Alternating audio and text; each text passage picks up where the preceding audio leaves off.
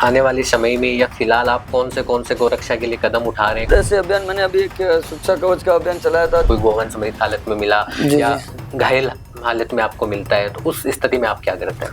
हम उसको रात को वहाँ से एम्बुलेंस, हमारे वो नगर परिषद की एक जो बड़ी एम्बुलेंस है उसकी व्यवस्था है हमारे पास। नमस्कार, मैं मुकेश कुमार और आप देख रहे हैं द बवाल। द बवाल के विशेष कार्यक्रम में आज हमारे स्टूडियो में हमारे मेहमान हैं हाकमदान जी, जो श्री कृणी कृपा गोरक्षक सेवा समिति के अध्यक्ष हैं। आज गायों से जुड़े विषय पर इनसे हम खास बातचीत करेंगे। नमस्कार सर, हमारे स्टूडियो में आपका स्वागत है। नमस्कार, बहुत बहुत धन्यवाद। सर, मैं जैसे आपसे जानना चाह रहा हूँ इस खास इंटरव्यू में कि आप लगातार आपकी सेवा समिति गौ रक्षा निस्वार्थ भाव से गौ रक्षा के लिए काम कर रही है। जी, हमारी गौ रक्षक सेवा समिति की जो टीम है वो लगातार 1 साल से निस्वार्थ भाव से जुड़ी हुई है और हम लगातार दिन में 5 से 7 रेस्क्यू हमारा रोज का होता है, जिसमें इस जैसलमेर सिटी में हमारे को बहुत ही कठिनाई परेशानियों का सामना करना पड़ता है रोज।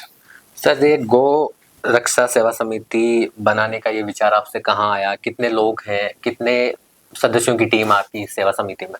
मेरी इस सदस्यता टीम में हम 40-50 जने युवा है। पहले हम 5 जनों ने इस सेवा समिति को चालू किया था। कोई गौ माता के साथ एक कुकर्त हुआ था, उसको लेकर हम बहुत ही आक्रोश थे और उसके माध्यम से हमने एक व्हाट्सएप ग्रुप बनाया था। व्हाट्सएप ग्रुप के जरिए हम 4-5 जनों से लेकर आज हमारी टीम 50 से 60 लोग जागरूक भी हो चुके हैं और जैसलमेर में काफी ऐसे केसेस अभी आने लगे हैं और अब हमारे पूरे प्रचार में जैसलमेर में अच्छा कर रहे हैं।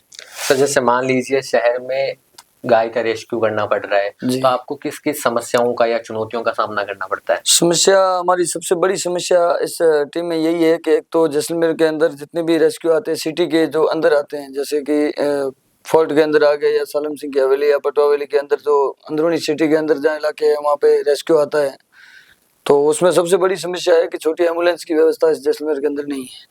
सर, जैसे मैं जानना चाह रहा हूँ, आप बता रहे हैं कि छोटी एम्बुलेंस की सुविधा ही नहीं है। अगर बात करें पशु चिकित्सालय से आपको कौन सी मदद मिल रही है या कौन सी मदद आपको जैसे दी जा रही है गोरक्षा के लिए, और किन परेशानियों का भी आपको सामना करना पड़ रहा है, या पशु चिकित्सालय में किन चीजों की अभी कमी है?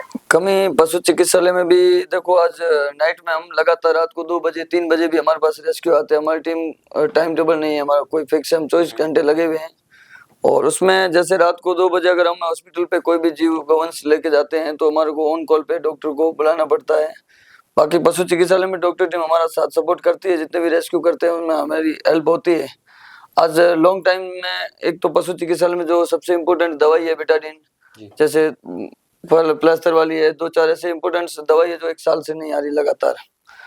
जैसे मैं जानना चाहूंगा कि जैसे दिन की बात करें तो दिन में पशु चिकित्सालय खुला मिल जाता है। अगर रात में गोवंश को या कोई परेशानी है या कोई समस्या का सामना अगर करना पड़ रहा है आपको, मतलब जैसे समझ लीजिए कोई गोवंश मृत हालत में मिला या घायल हालत में आपको मिलता है, तो उस स्थिति में आप क्या करते हैं? हम उसको रात को वहाँ से एम्बुलेंस, हमारे वो नगर परिषद की एक जो बड़ी एम्बुलेंस है उसकी व्यवस्था है हमारे पास। अभी उनको कॉल करते हैं तो नाइट में उनकी हमारे को बहुत अच्छी व्यवस्था मिलती है। नाइट में वो बड़ी एम्बुलेंस है, उसके जरिए हम अस्पताल पहुंच तो जाते हैं, लेकिन कभी कभी इस अस्पताल में कोई डॉक्टर टीम नाइट में नहीं मिलने के कारण काफी ऐसे केसेस हो जाते हैं जो कभी मृत्यु को भी प्राप्त हो जाते हैं। हमारा मुद्दा यही है कि जैसलमेर के अंदर एक अगर इंसानों के लिए अस्पताल चालू रह सकता है तो ये भी एक जीव प्राणी है, इनको भी जीने का हक है और इनके लिए विशेषता में 2 डॉक्टर टीम या 2 कंपाउंडर हॉस्पिटल में नाइट में अवेलेबल रहने चाहिए। जैसे कि डॉग है, काऊ है, नंदी है, बहुत सारे ऐसे केसेस आते हैं। पब्लिक उम्मीद आशा करके वहाँ पहुँचती है लेकिन उनको वहाँ से निराश होकर वापस जाना पड़ता है नाइट में। हाकमदान जी, मैं आपसे जैसे जानना चाहूंगा कि कभी आप गाय का कोई रेस्क्यू कर रहे हैं या पशुधन का कोई रेस्क्यू कर रहे हैं, उस स्थिति में जैसे नाइट में आप हॉस्पिटल जाते हैं, आपको कभी ऐसी स्थिति का सामना करना पड़ा जिस दिन हॉस्पिटल में कोई कर्मचारी नहीं मिले या डॉक्टर नहीं मिले? फिर नाइट में वैसे भी बंद ही रहती है अस्पताल, तो ये तो मैंने उनसे सरकार से मांग भी की है। मैंने कलेक्टर महोदय साहब से भी बोला है, नगर परिषद से भी मेरी बात हुई, पशु चिकित्सालय ज्वाइंट डायरेक्टर रमेश जी है जो, उनसे भी मेरी वार्तालाप हो चुकी है। आगे से उनको ये अथॉरिटी भी दी गई है कि भाई पशु चिकित्सालय नाइट में चालू रहना चाहिए। आदेश जारी कर दिए गए हैं, उनके माध्यम से आदेश जारी होने के बावजूद भी अभी तक कोई पशु चिकित्सालय हॉस्पिटल चालू नहीं है। आप पिछले लगातार 1 साल से गोरक्षा के लिए काम कर रहे हैं। मैं जानना चाहूंगा कि जैसे कि शहर में सड़कों पे गोवंश मृत अवस्था में मिलती है, इसके पीछे की क्या-क्या वजह आपको अभी सामने आ रही है? ये भी एक बहुत बड़ी मसला है कि नगर परिषद के जितने भी कर्मचारी हैं उनसे मैंने काफी बार इस चीज के बारे में, मुद्दे के बारे में बात की है कि हर कहीं जहाँ पे गौवंश कचरा खाकर, प्लास्टिक खाकर मृत्यु होता है तो सबसे बड़ी दलदल तो कचरे की है जो सिटी के विभिन्न इलाकों में है। और मैंने उनसे रिक्वेस्ट भी काफी बार की और काफी बार कई कई जगह जो ज्यादा प्रदूषण कचरा था उनको उन्होंने हटवाया है। सबसे बड़ी मांग तो जैसे बड़ा बाग में है जो नगर परिषद का खुद का डिपो है कचरे का, वहाँ पे ना तो कोई चार दीवारी है ना कोई वहाँ पे स्टाफ है। जितनी भी गाड़ियां यहाँ सिटी से जाती है प्रदूषण के वहाँ माध्यम से 1000 से 1200 गौवंश वहाँ एनी टाइम वहीं होते हैं, जिसमें 2-4 तो दिन में मरते ही मरते हैं। तो उस दृश्य को देखकर वहाँ पे भी हमने बहुत सारे रेस्क्यू किए। नगर परिषद से भी बोला गया है कि उसको चार दीवारी बना दी जाए ताकि इतने जीव प्राणी जितने भी वहाँ जाते हैं तो मृत्यु को प्राप्त ना हो। और लगातार सिटी में भी कई विभिन्न इलाकों में कचरा है, जिसमें मैंने काफी गटरों में भी गौ माता को निकाला है, नालों में भी मैंने काफी रात को 2-2 बजे तक जाके टीम के माध्यम से उनको निकलवाया है। तो कचरे की भी सबसे बड़ी समस्या है, जहाँ कचरा है वहाँ विद्युत बल का डीपी भी है और डीपी के पास जहाँ कचरे का डस्टबिन रखा जाता है तो उसको देखकर गौवंश वहाँ इकट्ठे हो जाते हैं। तो ये भी काफी सारे ऐसे रेस्क्यू है जो डीपी के अंदर जाके मृत्यु हो जाती है। जल्द अभी ये हुआ था अपने कलाकार कॉलोनी कांग्रेस कार्यालय के सामने ही है, वहाँ एक तरह का यहाँ डीपी है और वहाँ डस्टबिन है, दोनों के बीच में गौ माता इकट्ठी हो जाती है कचरा देकर, फिर कचरे के माध्यम से वो मृत्यु को प्राप्त हो जाती है। जैसे मैं जानना चाहूंगा कि आने वाले समय में या फिलहाल आप कौन से गोरक्षा के लिए कदम उठा रहे हैं, कौन से अभियान आपके द्वारा चलाए जा रहे हैं, और जो भी अभियान आप चला रहे हैं आर्थिक मदद आपको कहाँ से मिल रही है?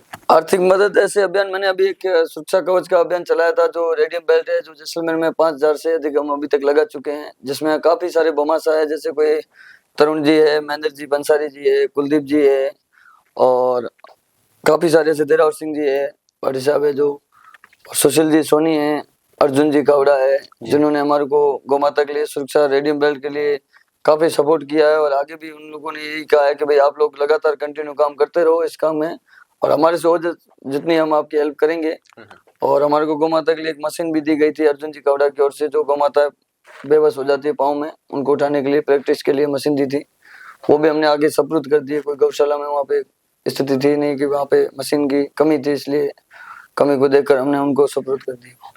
अभी हम गोरक्षा की बात कर रहे हैं, गोवंश की बात कर रहे हैं, मैं आपसे कहना चाहूंगा कि आप हमारे दर्शकों को गोवंश की रक्षा के लिए क्या संदेश देना चाहेंगे? आपके दर्शकों को यही संदेश देना चाहूंगा कि जैसलमेर के अंदर गौ रक्षा हर किसी को करनी चाहिए, सबसे बहुत बड़ा धर्म है, इसमें ना तो कोई राजनीतिक पॉलिटिक्स है। और जो लोग इस आर्थिक में, हमारा मीडिया ने भी हमारा बहुत अच्छा सपोर्ट किया है, प्रशासन भी हमारे को बहुत सपोर्ट कर रही है। तो हम तो ये चाहते हैं कि जो गौवंश के लिए सबसे बड़ी कठिनाई की प्रॉब्लम है, ये 2-3 जो प्रॉब्लम है, एक जैसे एम्बुलेंस की बोला अभी आपको मैंने, पशु चिकित्सालय हॉस्पिटल नाइट में चालू रहे, कचरे का भी जो पशु दलदल है उसको खत्म कर दिया जाए, तो ये चीज बहुत बड़ी है। अभी मेरे साथ मौजूद थे या हमारे मेहमान थे हाकमदान जी, जो श्री करणी गोरक्षा सेवा समिति के अध्यक्ष थे। हमने इनसे खास बातचीत की कि शहर में जो भी गोवंश हैं उनको किस प्रकार की समस्याओं का सामना करना पड़ रहा है, गोवंश को लेकर या गोवंश के विषय पर लेकर आज हमने इनसे खास बातचीत की। अब मिलते हैं अगले वीडियो में किसी और मेहमान के साथ। जय हिंद।